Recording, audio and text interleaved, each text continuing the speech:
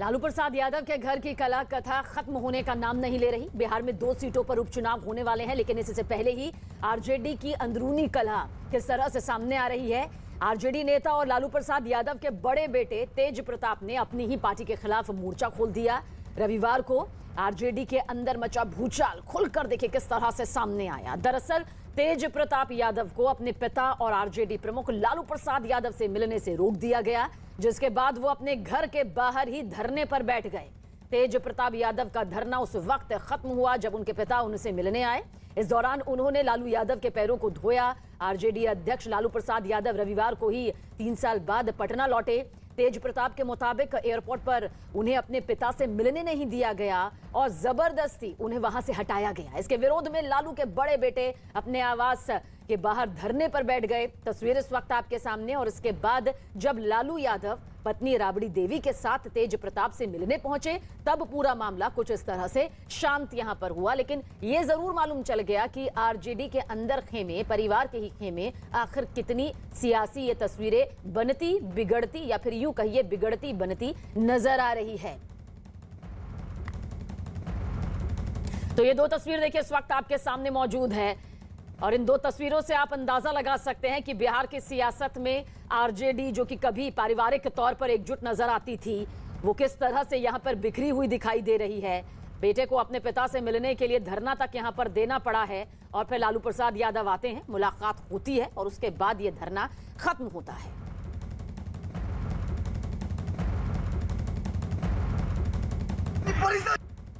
हमें पार्टी से, संगठन से कोई मतलब नहीं है, कोई वास्ता नहीं है, हमको कोई लेना देना नहीं है आरजेडी से। हमारे पिता हैं, वो आजीवन हमारे पिता रहेंगे। हमेशा मैं उनका रिस्पेक्ट करूंगा हमेशा। लेकिन आज का खुशी का इतना बड़ा मौका था, बहुत बड़ा मौका था, अब सबको एक होना था। लेकिन ऐसे सिचुएशन में भी हमको बेइज्जती किया गया। वहाँ एयरपोर्ट पे भी हमको जगतार सिंह ने ठेलने का काम किया, सब लोगों ने देखने का काम किया कि किस तरीके से हाथ से हटो हटो हटो हटो, सबको ठेलने का काम किया। ये कह रहा भैया जब तक तुमको हम पार्टी से निकालेंगे नहीं, जब तक आपको हम पार्टी से, संगठन से जब तक बाहर नहीं करवाएंगे, तब तक हमको आरजेडी से कोई मतलब नहीं है। हमको किसी भी तरीके से कोई मतलब नहीं है, कोई लेना देना नहीं हमको। हमारा मांग ये था कि हमारे पिता बस 10 मिनट के लिए ही, 2 मिनट के लिए ही गाड़ी ही में बैठें, फिर अपना चले जाएं और कम से कम आ जाएं। और ये हमारी आधी लड़ाई का पूरा आधा हमने जीतने का काम किया। पूरे तरीके से लड़ाई नहीं आएंगे, कुछ लोग ये कह रहे थे लालू जी, लड़ाई को हमने जीतने का काम किया है। अच्छा, हमने लड़ाई को जीतने का काम किया। हमको देखिए, हमको परिवार से मतलब है, हमको जनता से मतलब है, हमको हमारी जो महान जनता हमको मतलब है। अरे यार, कौन क्या बोलता है, कौन क्या मजा लेता है, कौन खराब करता है, उस पर अब हमको नहीं जाना। लालू यादव के घर का घमासान अब खुलकर सामने आ गया है। इस मसले पर बीजेपी की भी प्रतिक्रिया सामने आई। बीजेपी नेता निखिल आनंद का इस मुद्दे पर क्या कुछ कहना है, सुनिए। समय के अंतराल में वो अपने खिलाफ साजिश नहीं समझ सके और परिवार और पार्टी और बाहरी लोग जो उनके परिवार में घुसे हैं, उन लोगों ने उनको साजिश करके नेतृत्व से, परिवार से सबसे वंचित कर दिया गया। उनकी पारिवारिक जिंदगी भी धूमिल हो गई। यह निश्चित तौर पर दुर्भाग्यपूर्ण है। और हमारे सहयोगी चंद्रमोहन ज्यादा जानकारी के लिए इस वक्त हमारे साथ मौजूद हैं। चंद्रमोहन, यही जानना चाहेंगे कि जिस तरह की रविवार को तस्वीर आरजेडी से निकलकर सामने आई, आखिर उसके आगे के सियासी मायने यहाँ पर क्या है? क्योंकि ये वही आरजेडी है जिसका सियासी कुनबा कभी लगता था कि एक साथ होकर, एकजुट होकर आगे बढ़ता रहेगा। हालांकि बिखराव के संकेत बहुत पहले से मिल गए थे, लेकिन कल धरना होगा। अपने पिता से मिलने के बाद बनती बिगड़ती इस तरह की तस्वीर किस तरह से आप लेंगे इसे बिहार की सियासत में? बिल्कुल, देखिए, तेज प्रताप यादव की नाराजगी अपने पार्टी के नेताओं और परिवार के लोगों के खिलाफ है और यही वजह है कि जब लालू यादव 3 साल बाद यहां पर पटना पहुंचे, उसके बाद लालू यादव को सबसे पहले अपने, तेज प्रताप यादव अपने आवास पर लाना चाहते थे। आप तस्वीरों में भी साफ तौर पर देख सकते हैं किस तरह से यहां पर बैलून सजाया गया था और उसके बाद फूल माला का इंतजाम था और साथ ही तेज प्रताप यादव ने सामने लिखवाया था वेलकम माई फादर। तो ऐसे में समझा जा सकता है कि तेज प्रताप यादव जब उनके पिता एयरपोर्ट पर उतरने वाले थे तो पहले यहां लाना चाहते थे, लेकिन तेज प्रताप के कहने के बावजूद भी लालू यादव यहां पर नहीं पहुंचे। और जब तेज प्रताप यादव अपने राबड़ी देवी के आवास पर पहुंचे तो वहां पर भी उनकी एंट्री नहीं मिली, जिसके बाद तेज प्रताप यादव नाराज हुए और उसके बाद यहां पर धरने पर बैठे। लेकिन लालू यादव के आने के बाद फिर वो धरना खत्म किया और इसके बाद उन्होंने साफ तौर पर यह भी कहा कि अभी उनकी आधी लड़ाई बाकी है। मतलब साफ तौर पर यह समझा जा सकता है कि उनका सीधे तौर पर नाराजगी अपने पार्टी और परिवार के लोगों के खिलाफ है। तेज प्रताप तेजस्वी यादव से नाराज हैं और साथ ही जो उनके पार्टी के जो प्रदेश अध्यक्ष हैं उनसे उनकी नाराजगी है और यही वजह है कि उन्होंने साफ तौर पर यह कहा कि जब तक जगदानंद सिंह के खिलाफ कार्रवाई नहीं होती है तब तक वो नहीं मानने वाले हैं। तो ऐसे में समझा जा सकता है कि पार्टी और परिवार की जो लड़ाई है उसको लेकर तेज प्रताप यादव खुलकर सामने आ गए हैं और जिस तरह से लालू परिवार में ये जंग छिड़ी है तो ऐसे में जो इनके विरोधी लोग हैं उनको तो इसका फायदा मिलना जाहिर सी बात है तय ही माना जा रहा है। और बिहार में 2 सीटों पर बिहार विधानसभा का उपचुनाव हो रहा है तो ऐसे में इसका फायदा जो इनके विरोधी लोग हैं वो उठा सकते हैं और उठाने के लिए वो प्रयास करेंगे, हर वो जतन करेंगे कि जो 2 सीटों पर चुनाव हो रहा है उसका उनको फायदा मिले।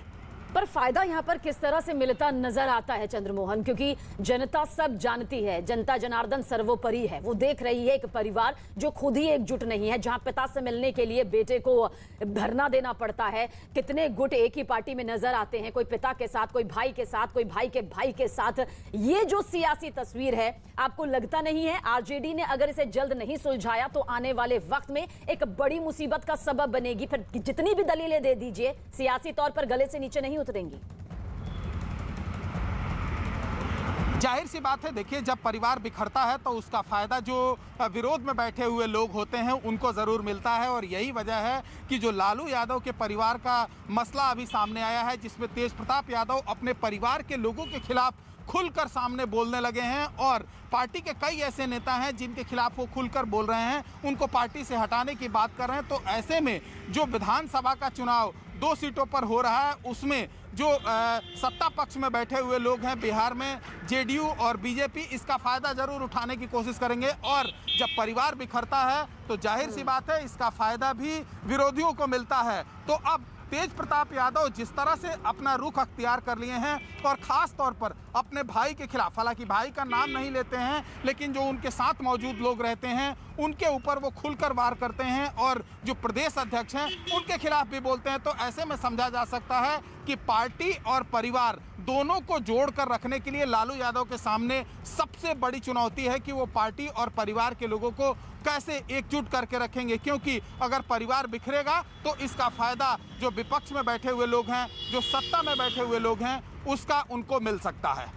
बिल्कुल, जब अंदरूनी कलह सामने आती है फिर चाहे वो पार्टी से जुड़ी हो चंद्रमोहन या परिवार से जुड़ी हो, सीधे तौर पर विरोधी दल को इसका फायदा यहां पर मिलता नजर आता है। लेकिन देखिए तेज प्रताप यादव धरने पर बैठे, धरने के बाद जब सामने आए उनके पिता लालू प्रसाद यादव अपनी पत्नी राबड़ी देवी के साथ में तो मुलाकात यहां पर हुई और सीधी मुलाकात नहीं बल्कि उनके पैर धोते भी नजर आए। ये अपने किरदार के कई रूप यहां पर दिखाते हैं। हालांकि इससे पहले भी कभी कन्हैया का किरदार निभाया है, कभी ग्वाले का किरदार निभाते हुए नजर आए हैं, कभी शिव का किरदार निभाते हुए खुद ही बनते हुए नजर आए हैं। ये अलग किरदारों में तेज प्रताप यादव जानते हैं कि कलह भी दिखानी है और सुलह भी दिखानी है। क्या कुछ आप कहेंगे चंद्रमोहन इस पर?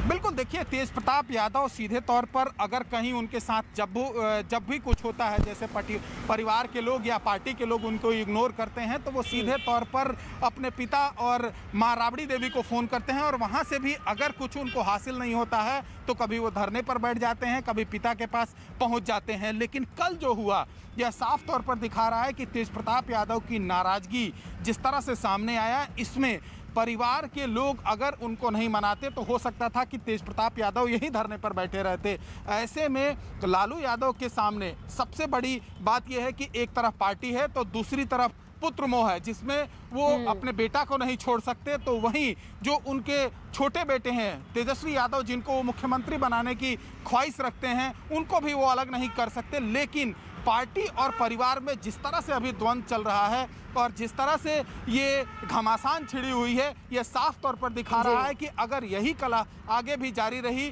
तो शायद पार्टी और परिवार दोनों लोगों को इसका खामियाजा भुगतना पड़ सकता है। बिल्कुल हालांकि चंद्रमोहन, आपकी तेज प्रताप राजनीतिक यादव अभी दूरदर्शिता अपने यहाँ आवास पर में क्या कुछ मौजूद कहती है, हैं और क्योंकि इसके बाद पार्टी की अंतर कलह, पार्टी की मतभेद और मनभेद की तस्वीर तो फिर भी सुलझा ली जाती है कि आपको अपनी बात जो है पार्टी लाइन के अंदर रखनी है, लेकिन जब सियासी परिवार में ये टूटन सामने आती है तो इसका फायदा सीधे सीधे पहुंचता है उन विरोधी दलों को जो कुछ ऐसे ही मुद्दों की तलाश में यहां पर रहते हैं। क्या आपको लगता है कल का जो ये पूरा सियासी धरना पारिवारिक तौर पर सामने आया, उसका कितना बड़ा नुकसान झेलना पड़ सकता है? क्योंकि कुछ मुद्दों पर तो बात नीचे गले से उतर जाती है कि हाँ चलिए ये आपसी मतभेद है जो सुलझा लिया जाए, लेकिन ये मतभेद नजर नहीं आया, ये सीधे सीधे मनभेद नजर आया परिवार में। बिल्कुल, देखिए जब भी परिवार में अगर मतभेद और मनभेद सामने आता है तो इसका खामियाजा पार्टी और परिवार दोनों को भुगतना पड़ता है। और ऐसे में अगर चुनाव सामने हो तो जो कार्यकर्ता हैं वो द्वंद्व में पड़ जाते हैं कि आखिर वो किनके साथ जाएं, क्योंकि इनका परिवार ही अगर ठीक नहीं है तो आगे क्या, और फिर पार्टी के नेता कहां जाएं, तो कहीं ना कहीं इसको लेकर भी जो कार्यकर्ता हैं वो द्वंद्व में पड़ते हैं। और यही वजह है कि जो 2 विधानसभा सीट पर जो चुनाव हो रहे हैं उसमें पहले तेज प्रताप यादव ने ये कहा था कि अपने भाई के खिलाफ ही ये चुनाव प्रचार करेंगे। तो ऐसे में कार्यकर्ताओं में जरूर इस बात को लेकर मतभेद भी बना रहता है और मनभेद भी बना रहता है कि वो किनके साथ जाएं। और ऐसे आलम में अगर तेज प्रताप यादव खुलकर अपने पार्टी और परिवार के नेताओं के खिलाफ अगर बोल रहे हो तो समझा जा सकता है कि कार्यकर्ता आखिर जाएं तो जाएं कहां। बिल्कुल आएंगे इस खबर पर आप नजर बनाए रखिएगा चंद्रमोहन, आगे भी आपकी तरफ रुख करेंगे। इस वक्त की बड़ी खबर पहुंचा रहे हैं, पुंछ में आतंकियों के साथ मुठभेड़ को लेकर ये खबर है। 15वां दिन है जहां पर एक बार फिर से आतंकियों और सुरक्षा बल के बीच में ये फायरिंग जारी हो चुकी है दोबारा से। बीच बीच में फायरिंग जरूर रुक रही है, लेकिन एक बार फिर से ये 15वां दिन है जहां आतंकियों के साथ सुरक्षा बल के जवानों की ये मुठभेड़ फिर शुरू हो गई है। लगातार हर तस्वीर न्यूज़ 18 इंडिया अब तक पहुंचाया है, क्योंकि आज 15वां दिन है और 15वें दिन एक बार फिर से आतंकियों की जो ये मुठभेड़ है सुरक्षा बल के जवानों के साथ फिर से शुरू हो गई है।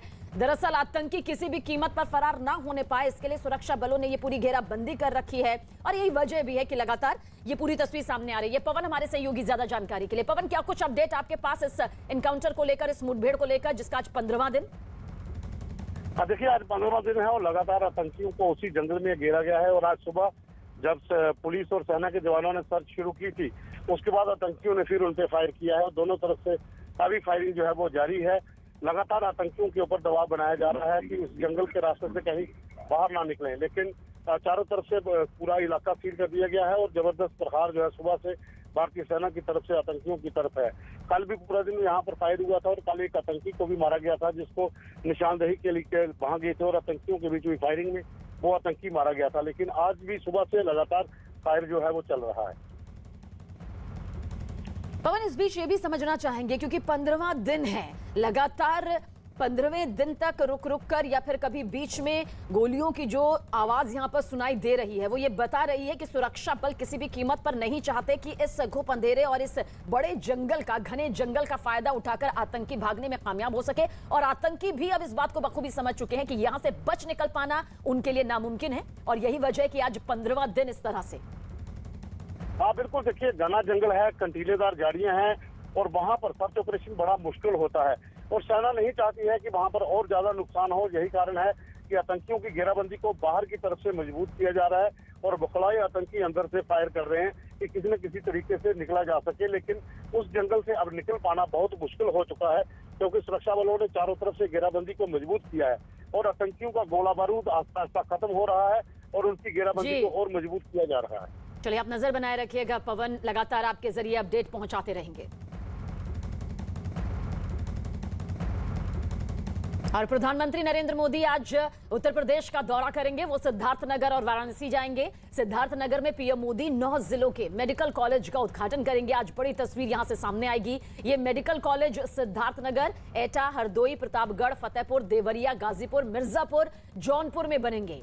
इनमें 8 मेडिकल कॉलेज केंद्र सरकार की मदद से बनेंगे, जबकि जौनपुर मेडिकल कॉलेज की फंडिंग यूपी सरकार करेगी। सिद्धार्थनगर के बाद पीएम मोदी वाराणसी जाएंगे। और प्रधानमंत्री आत्मनिर्भर स्वस्थ भारत योजना की शुरुआत करते हुए नजर आएंगे। और इसके अलावा वो 5200 करोड़ की योजनाओं का लोकार्पण भी करेंगे। PM Modi Varanasi Gorakhpur national highway 29 की शुरुआत भी करेंगे। वो वाराणसी में एक रैली को संबोधित करते हुए भी नजर आएंगे, यानी कि एक जनसभा को आज पीएम मोदी संबोधित भी करेंगे। तो आज भी यूपी को कई बड़ी सौगात मिलने जा रही है। 9 जिलों में मेडिकल कॉलेज का उद्घाटन, जो कि अपने आप में ये बताने के लिए काफी है कि किस तरह से विकास की ये रूपरेखा एक कदम और आगे बढ़ती हुई नजर आएगी, जिसमें गाजीपुर, मिर्जापुर, जौनपुर ये सब शामिल है। रामगोपाल हमारे सहयोगी ज्यादा जानकारी के लिए हमारे साथ मौजूद है। रामगोपाल, क्या कुछ आज बड़ी तस्वीर नजर आने वाली है उत्तर प्रदेश से? बिल्कुल, आज के दिन जो उत्तर प्रदेश के लिए ऐतिहासिक दिन होगा, क्योंकि हेल्थ इंफ्रास्ट्रक्चर में एक क्रांति आएगी। किसी भी प्रदेश में ऐसा नहीं हुआ कि एक साथ 9 मेडिकल कॉलेज का लोकार्पण हो रहा हो। आज वो इतिहास उत्तर प्रदेश में बनने जा रहा है और प्रधानमंत्री नरेंद्र मोदी सिद्धार्थ नगर में मेडिकल कॉलेज का तो यहाँ पे उद्घाटन करेंगे। साथ ही अन्य 8 प्रदेश के 8 मेडिकल कॉलेज का जो है आज वर्चुअल तरीके से यहीं से लोकार्पण कर देंगे। तो आज 9 मेडिकल कॉलेज का तोहफा उत्तर प्रदेश को मिलने जा रहा है। और सबसे बड़ी बात यह है कि ये जितने भी मेडिकल कॉलेज बने हैं, ये ऐसे जिलों में बने हैं जिनको ये माना जाता है कि अपेक्षाकृत पिछड़े हुए जिले हैं। अगर हम पूर्वांचल की बात करें तो आज जिन 2 जिलों में तोहफा मिलने जा रहा है, उसमें सिद्धार्थनगर के साथ साथ देवरिया है। सिद्धार्थनगर तराई का बेल्ट माना जाता है और इस तराई के बेल्ट में मेडिकल कॉलेज होना एक सपने की बात थी। और यहाँ पे हेल्थ इंफ्रास्ट्रक्चर के नाम पे सिर्फ जो है एक जिला अस्पताल था, अब यहाँ पे भी मेडिकल कॉलेज हो गया। अगर गोरखपुर पश्चिम मंडल में मौजूदा समय में बीआरडी मेडिकल कॉलेज में जहाँ पढ़ाई पहले से होती आ रही है, बस्ती में पढ़ाई चल रही है, वहीं आज सिद्धार्थनगर और देवरिया में भी अब पढ़ाई शुरू हो जाएगी। कुशीनगर में प्रधानमंत्री ने तोहफा दे ही दिया है।